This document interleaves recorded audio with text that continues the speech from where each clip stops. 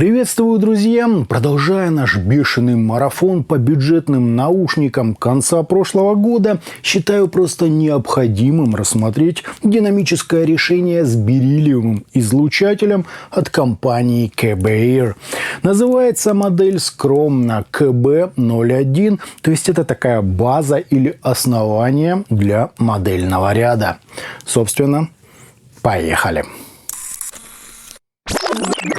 Пришли наушники в небольшой картонной коробке, на которой нам хвастаются тремя видами расцветки фейсплейтов, бериллиевой диафрагмой динамика, а также его импедансом, равным 32 Ома, и чувствительностью в 109 дБ.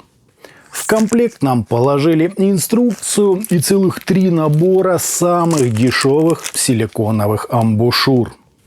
Кабель выглядит неплохо, он гибкий, витой, с прямым металлическим штекером и сопротивлением на каждый из жил, равным всего 0,4 Ома. В своей ценовой категории это, похоже, самое качественное решение из недавно нами рассмотренных. Сами чашечки по габаритам маленькие, так что поместятся даже в маленькие девичьи ушки. На корпусе мы видим 2 отверстия для компенсации, средний металлический звуковод с бортиком и абстрактную такую внешнюю часть с логотипом компании. Смотрится это нормально, главное, что сидят они удобно и звукоизоляция на уровне. Вот так, друзья, это все и выглядит.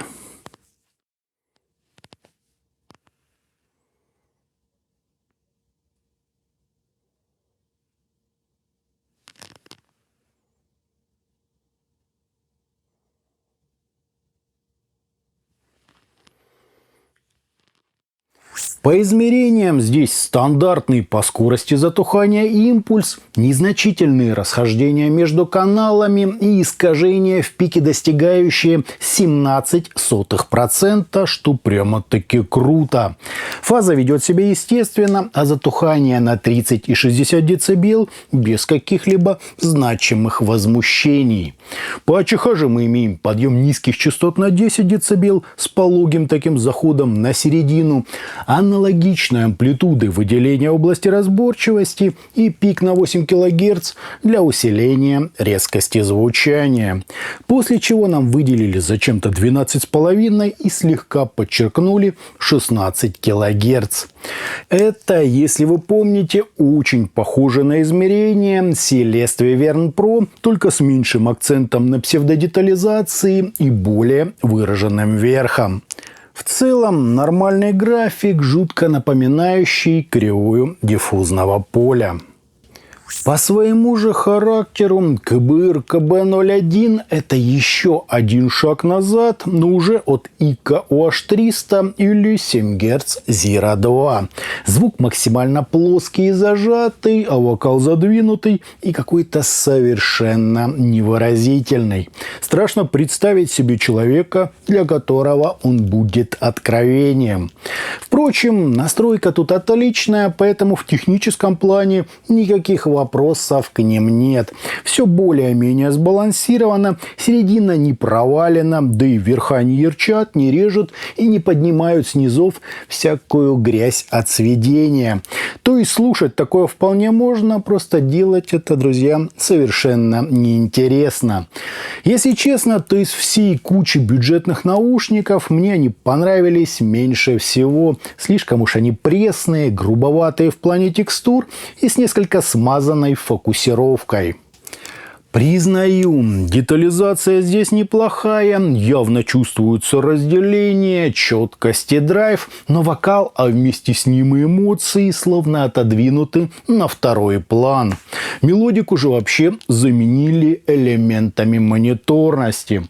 Как следствие, мы получаем эдакую жанровую универсальность, однако на деле модель рассчитана скорее не на меломана, а на музыканта или даже начинающего звукорежиссера. В них музыку не слушаешь, а именно ее мониторишь. Да, это своя особенная такая фишка, но на фоне конкурентов модель кажется довольно-таки слабой. Есть тут внутри бериллий или же его нет, сложно сказать. Настройка получилась отменной, по скорости тоже нормально. Однако амплитуда драйвера и другие его характеристики не столь впечатляющие. Даже выбранные мной за основу 7 Гц Zero 2 кажутся куда интереснее и, что совсем уж перебор, информативнее героев обзора. В прямом сравнении 7 Гц уступают КБИР, разве что весом акустического тела.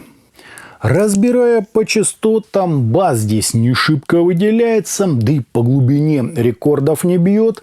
Серединка неплохо прорисованная, но пресная, расфокусированная и какая-то отстраненная, зато верха, на мой взгляд, очень естественные. После OH300 с их призвуками фильтра низкой битности это прямо-таки была услада для моих ушей. Еще в достоинство вынесу правильный баланс частот, хорошее позиционирование инструментов, но только по горизонтали, и возможность слегка подкрутить звучание посредством аж 3 наборов силиконовых амбушюр. Еще раз, здесь тоже обычный бюджетный звук, просто настройка чуть ли не про уровня. Хотя такое можно накрутить почти на любых наушниках, если поработать с ними, например, фазолинейным эквалайзером. С возможностями драйвера же такого чуда провернуть не получится.